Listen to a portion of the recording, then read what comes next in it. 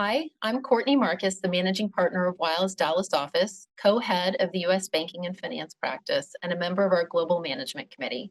In this edition of Weil's Alumni Interview Series, I am thrilled to speak with esteemed alum of Weil Dallas and a good friend, Mandy Price. Hi, Mandy. Thank you for being here. Hi, Courtney. So good to be with you. Thank you. I'm going to brag about you for just a minute, and then we'll get into the Q&A. So I'm going to tell you a little bit about Mandy. Mandy's background includes extensive experience in mergers and acquisitions, private equity, and corporate governance at Weil and as a partner at Barnes and Thornburg. Prior to joining DRK, which is the organization we're going to talk about today, Mandy was the co-founder and CEO of Canaries Inc., a pioneering social enterprise backed by the likes of Google, Morgan Stanley, HubSpot Ventures, and other leading venture capital firms. I'm going to brag a little bit longer on you here. Under her leadership, Canaries became a market leader in AI-driven workforce analytics, digital transformation, and enterprise solutions, helping Fortune 500 companies leverage technology to create high-performing, inclusive workspaces. Her leadership and contributions have earned her numerous accolades, including recognition as a top 100 HR tech innovator, EY Entrepreneur of the Year finalist, one of Entrepreneur Magazine's top 100 most powerful women, which is amazing, and one of Inc.'s top 100 female founders. Mandy recently joined Draper Richards Kaplan Foundation, a global venture philanthropy firm supporting early-stage, high-impact social enterprises. In her role as managing director, she plays a leading role in sourcing new investments and working with leadership of those organizations as an operating partner and a board member as they grow to build capacity and achieve their maximum impact. Mandy, thank you for joining us here. We're really excited to chat with you again. Well, thank you. It's always great to chat with you, and I feel so connected to the Weil community. I'm always looking forward to being able to discuss and connect with my Weil family. Well, thank you. I have a few questions for you, and if there's anything else you want to share with us, we'd love to hear it. To kick off, congratulations on your new role at DRK and as part of their senior leadership team. Can you tell us a little bit more about DRK for those who are unfamiliar and what drew you to this organization? Yeah, so DRK stands for Draper Richards Kaplan Foundation. We are a pioneering venture philanthropy firm. And so I know everyone is very familiar with venture capital, but venture philanthropy is a little bit different. And so what we do is we invest in early stage social entrepreneurs tackling the world's most challenging problems. That could range from economic mobility and education and healthcare to climate change and climate resilience programs. So we don't have a particular sector. It really is around how do we provide unrestricted capital, hands-on strategic support, and access to our influential network to help these entrepreneurs grow and scale their organizations. So the way we're a little bit different than traditional venture capital, and we do have a traditional venture because we invest in for-profit, but the way it's different is we also invest in nonprofits. And so what DRK has seen over the years that sometimes organizations grow and scale best if they are in a nonprofit structure as opposed to for-profit. But that's one of the things we do work with our entrepreneurs on is, are you under the correct structure to properly grow, take advantage of certain funds, grants, and so they invest in both models, and so that's where they use the name venture philanthropy.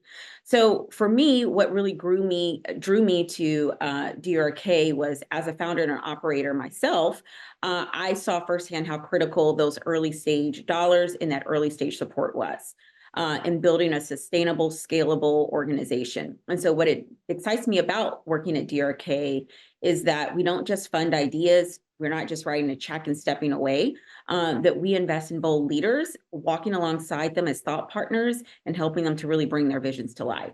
And so I'm super excited to be able to help other entrepreneurs build and scale their organizations.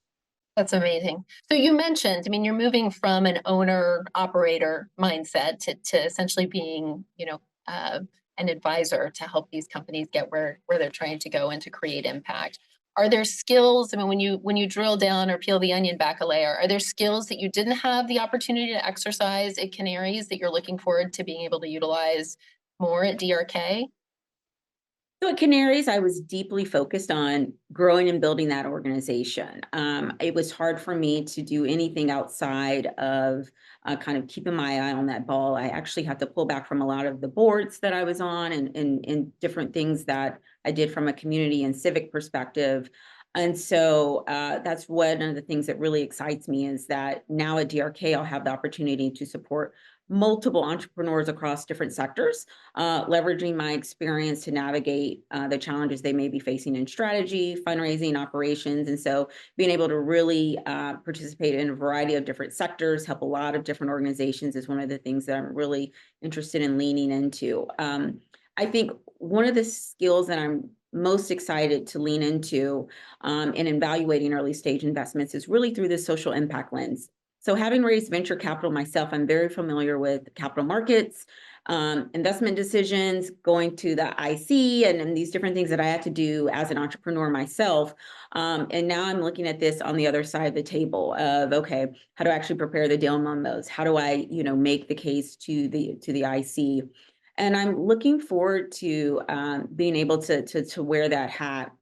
I think one of the things that I am really excited about at DRK as well is the governance and the board leadership. So one of the things that DRK makes as one of their requirements to receive funding from them is that you have to have a DRK member on your board. So as I'm sourcing opportunities, I will be serving on those boards and being able to utilize those skills around governance and board leadership and help founders really strengthen those board operations is something that I'm really looking forward to.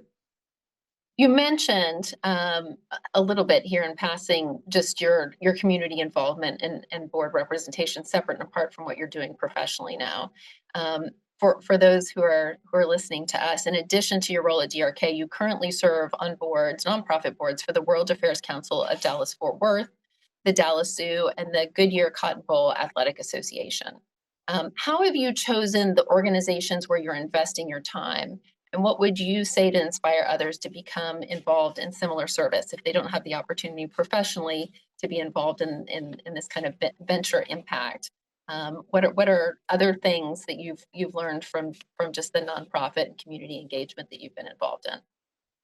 So this is one of the areas where I would really say the early encouragement that I received as a young associate at Weil is where I really started to first start having my board service. As you noted, I'm currently on the board of the World Affairs Council and Dallas Zoo, and I'll kind of go into a little bit of detail about each of those.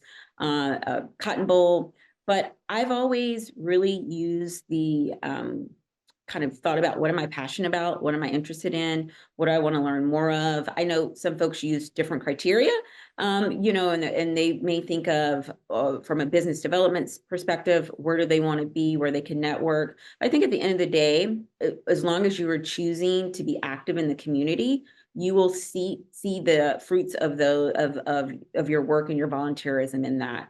I would say, I decided to join the World Affairs Council. This is something that I've stepped back into. I was on lots of other boards before, kind of stepped down from a lot of those boards because I needed to focus on Canaries. And so I'm now rejoining boards.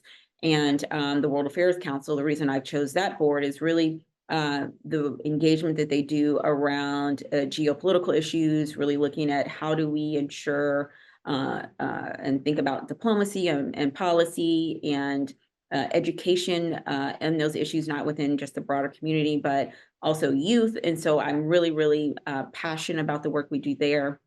Dallas Zoo is obviously very dedicated to conservation and education and sustainability. And so I love those issues and love being able to talk about kind of climate resilience and those environmental concerns. And then for the Cotton Bowl, I just like college football. And so being able to talk about college football as part of my board duties is something that I absolutely love. And obviously they do more than that. We are one of the CFP Bowls. And so this year had one of the semifinals, which was very exciting. But they do a lot of work around ensuring access and equal access to sports, and do a lot of work with their foundation to give a lot of grants to the community. So I think it's important that you find what are you passionate about. What do you want to use your skill sets to be able to give back to the community? And one of the things I've seen that over the years, as you become involved in the boards, you develop a brand, people get to know you, they're able to then refer you business, but also refer you to other boards. And so, as I think of my trajectory and how I got on all the boards I'm on now, I didn't apply. Other folks nominated me because they knew that I was interested in these issues. They knew that they had seen me on other boards in the work that I'd done there. So I think it's very important and critical that you join a board. It doesn't have to be, boards that are other, CEOs are on from Fortune 500 companies. You should be involved with the issues that you care about. And I think that that will ensure that you have the type of engagement that you need to have on that board so that you're interested and you go to the meetings and you participate in the way you need to. Well, as an anecdote to your examples here on brand building and just, kind of rubbing shoulders and not knowing where that leads, I happened to sit next to someone at lunch today that we found out we had you in common. He's been sitting on the Dallas Zoo board for 17 years and was singing your praises. So your time is well respected there, and they're very excited to have you part of that board. So congratulations to them and to you on that. No, thank you. All right, so next question for you. So we like to ask our alumni, and we certainly asked you this before when we've spoken to you, about your experience at Weil and what lessons or skill sets you found that translate most from your time here at the firm to what you're doing now, or even, what's gotten you where you are now. So I think my time at Weil was really foundational in shaping how I approach problem solving, negotiation, leadership, as we just talked about, being involved in the community. And so I think the ability to analyze those complex challenges, synthesize key information, and make strategic decisions is something that I was able to apply throughout the course of building Canaries. And that's something that I developed at Weil, and that I will continue to use here at DRK. I think Weil also gave me a deep appreciation of the importance of governance and corporate structuring. I know when we started Canaries, folks used to kind of chuckle because we were a month-old company. They're like, you guys have a full board and an advisory board? And I'm like, yes, we do. Set yourself up for success. Absolutely. You have to have, we knew that we didn't have the expertise in everything. And so how do we recruit and ensure we have experts in the different fields to be able to give us that guidance? And I think as a startup, sometimes we're very passionate about our industry, our sector, our idea, the challenge that we're trying to solve. But in order to scale and run any business, you're going to have experts from around the spectrum when it comes to technology and labor and employment, IP. And that's one of the things that I think, especially being an M&A attorney, really helped me see early on, is that I need to ensure, in M&A, we say we're the quarterback, and we have all of our members of the team, that we have to have the members of the team. And so I think that is something that has continued to carry with me.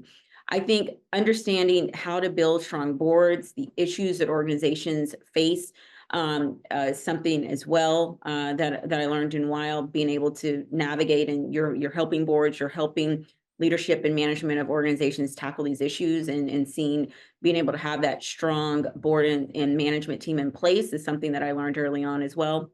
But I think one of the things that I think is most important that Weil taught me was really the power of mentorship and sponsorship. I had incredible mentors at the firm, and that experience has really shaped my commitment to paying it forward, whether it's through investing in entrepreneurs at DRK or mentoring the next generation, knowing that you really need to have that community behind you that supports you and is then continue to support your career. I'm so impressed. I mean, it's exhausting to have all of these things that you've been juggling and triangulating to put together such a successful business, which you've since sold. We're excited for you in this new opportunity. I've got one last question for you. Our time's going quickly. The last question is, given this new point in your career, are there any lessons you would want to share with your younger self? Like, could you see this path ahead of you, even 5, 10, 15 years ago? I could not. And so I would tell myself, you hit it right on the head, Courtney, is to embrace the pivots. I think we usually want to see a very linear path of, I'm going to do this, and then this is the next step in my career.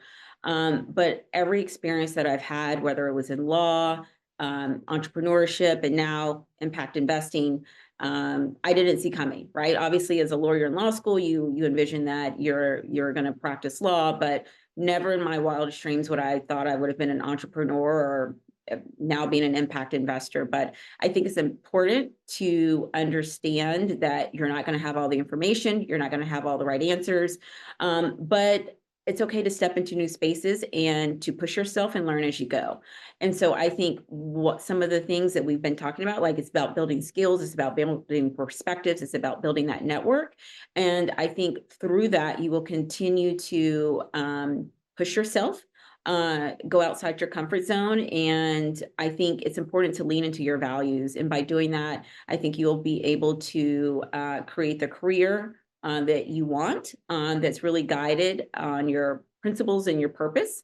And I'm so grateful that I have taken those steps, and leaps of faith at times when I wasn't really sure that that was the right path. But knowing that I was following my principles and leaning into those passions, I think is really the key. That's amazing, Mandy. I mean, I think it's about leaving yourself open to opportunity, right? Like not necessarily knowing where you're headed, but to use these skills, as you said, the networking, the knowledge that you've obtained, and getting yourself organized and surrounding yourself with smart people that continues to push us all forward. I know that works for me with the people I'm surrounded with. Well, thank you as always, Mandy. It is wonderful to speak to you. We continue to be incredibly proud of your trailblazing efforts, and we look forward to seeing what the future brings for you. So thank you very much for your time.